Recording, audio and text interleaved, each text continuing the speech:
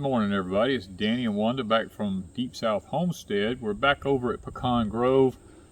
We're getting our spring gardens ready and our fall gardens ready. We're still trying to utilize the land, the lay of the land, because we're going to let our land at Deepsouth rest this year as much as possible.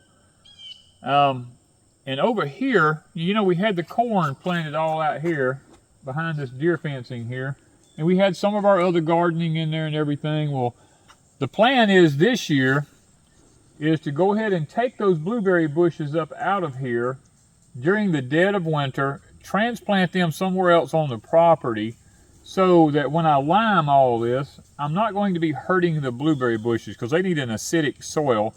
Plus, it helps me to expand my corn crop, because we want to really put all of this in corn and not have any other crops in it. It makes it a lot easier for us to maintain it that way. But now what's behind me right here is a bunch more flat land in here that's right beside it, all the way over to where the cows are at. We have already put our water source out here last spring. So now we're going to utilize certain sections of this. We're going to till up sections of it, and we're going to be doing individual gardening. We're going to be doing places for our sweet potatoes, places for other crops that we're planning on growing. We're just going, this fall, we're going to go ahead and get it all tilled in. Once we get it laid out the way we want it, is behind me here, you'll see some greens in here. Now, this is 3 separate types of greens for cover crops. Now, I have broadleaf mustard, which is, we call it Florida broadleaf mustard here. We have the first section of garden, all the way the full length of the whole garden, is the Florida broadleaf. The next section is the white top, or purple top turnip, whatever you want to call it, white and purple top turnip, growing all the way the full length of the whole garden. The third section of the cover crop is the dwarf Siberian kale that goes the full length of the whole garden. Now, we did not go any closer to the blueberry bushes because we were going to be digging them up, and I didn't want to get in there with a tractor and be destroying a cover crop and everything. Once we get the blueberries out, we'll probably come and put something else on it, and probably some more broadleaf mustard. And then as the winter goes on, we will harvest out of it. We will take a lot of the turnip roots. If we don't eat them, we'll feed them to the cows, because cows love turnip roots. And there's plenty of greens here if we want to bless somebody with some greens or whatever. And then when springtime comes, we'll come in here and we'll mow every bit of this down. And within a 45-minute period, especially the mustard, we will turn it under, as that helps to control root knot nematodes in the soil. But now we are going to be utilizing the rest of this, and let's take a look over here and let's see what else we've got going on.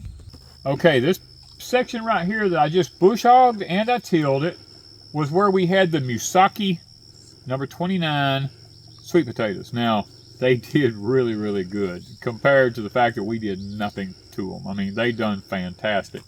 So what I've done is I've expanded the length of this now, being as we're going to be utilizing some of this space more now for gardening.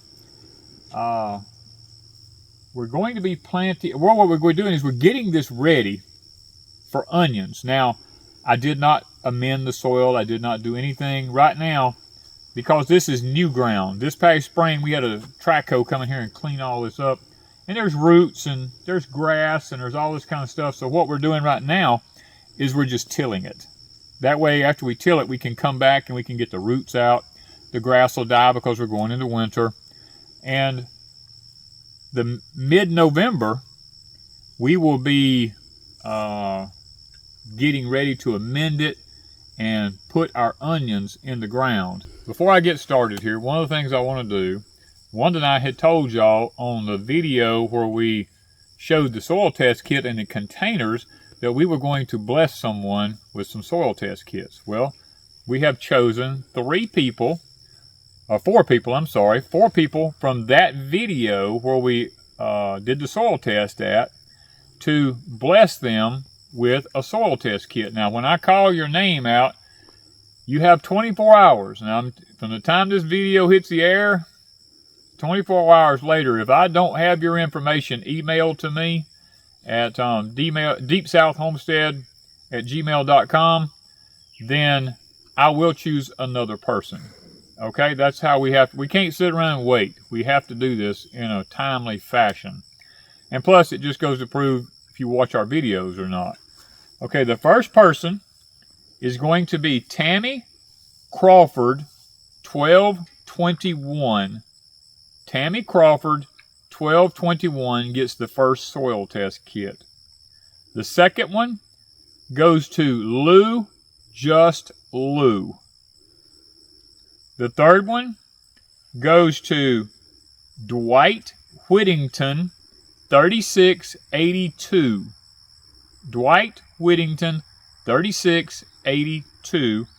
And the last one goes to Lone Wolf, 8326. Lone Wolf, 8326. Now you have 24 hours from the time I post this video Monday morning to get us your information so that we can bless you with a soil test kit so that you can test your beds, your containers, your gardens, whatever it is that you wish to test, then you'll have that to do that with. Thank you guys for taking the time to watch that video, and I pray that as Wanda and I bless y'all with these soil test kits, that it will make your gardening more enjoyable, as you know you have the proper nutrients in your soil to grow nutrient-dense vegetables. It's one thing just to grow vegetables, but to grow nutrient-dense vegetables, now that's what you're after. Now, as I mentioned, y'all, we're going to do onions here. Now, we will be doing several different types of onions this year. We'll be doing the Savannah Sweet we found from Hall's Tool last year, and there'll be a link in the description below if you want to order some of the seeds from them, that we had very good success rate with those Savannah Sweets. I mean, I really didn't think they was going to pull out and do anything, and them jokers pulled out, and I mean, they made the best onions I think we've had. Now, secondly, we're going to be ordering from Dixondale. We always order from Dixondale every year just to give us a little insurance, I guess you might say, because Wanda and I use a lot of onions. And just like the scripture says, we don't put all of our eggs into one basket. We don't just depend on one variety of onions. We've learned that the Texas Legends do very well in our climate here because they're a short day. Now, the Savannah Sweets is a short day. The Texas Legends is a short day because we live in the South. Now, we're going to try one more, which is a Red Creole this year. The only reason I'm trying the Red Creole is the information I found out on it, because it is a short day variety. It has a very long shelf life, up to 6 months. Now, that is one of the reasons I'm going to be trying that. I've never grown the Red Creole here, but I'm going to be trying it this year. So that's the 3 varieties that we'll be choosing. Now, when you go to plant onions, you must choose the right onion for your climate. Now, you can go over to Dixondale. Dixondale has a map that you can look at. And that map, you just look at the drawing, the lines on it, and you'll be able to figure your parallel that you live at. And you'll be able to figure whether you need a short day, an intermediate day, or a long day variety of onion. Now, on Deepsouth Homestead, we have a pile of videos about growing onions, ringing onions, just growing onions, fertilizing onions, everything about onions. We have videos on them. And maybe it'll help you out if you go and watch them. So this year, we're going to be moving all of our onions over here to Pecan Grove. We're not going to be doing any of them at Deep South. Now, Deep South is a real sandy soil. Now, I did not flat break this. I only tilled it down about 6 inches deep. Onions are a shallow root crop. They don't really put onion roots deep in the ground. So we're going to try this year with just tilling it. And then once we harvest the onions in the summertime, I may flat break it so that we can get on down deeper. But this right now, I'm not going to really worry with that. I'm going to just till it. And we're going to try to get it amended in a couple of weeks.